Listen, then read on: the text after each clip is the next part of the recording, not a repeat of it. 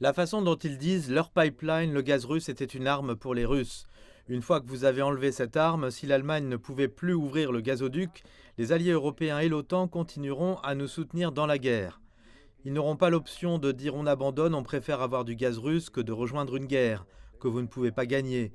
C'est ce que je suppose que la pensée dominante était.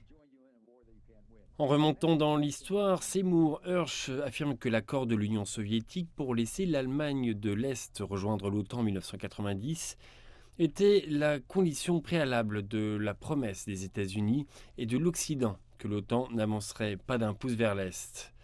Seymour Hersh a déclaré qu'il n'y avait que 12 membres lorsque l'OTAN a été fondée en 1949, mais que maintenant la présence de l'Alliance s'est étendue dans le monde entier.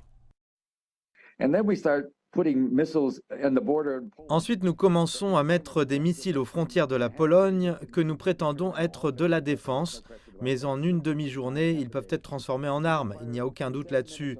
Cela prendra du temps, une demi-journée, mais vous pouvez tirer en 7 minutes à Moscou, c'est une autre réalité. Donc ce que je continue à voir dans nos journaux, ils continuent à décrire l'attaque russe comme étant non provoquée, eh bien c'était vraiment provoqué.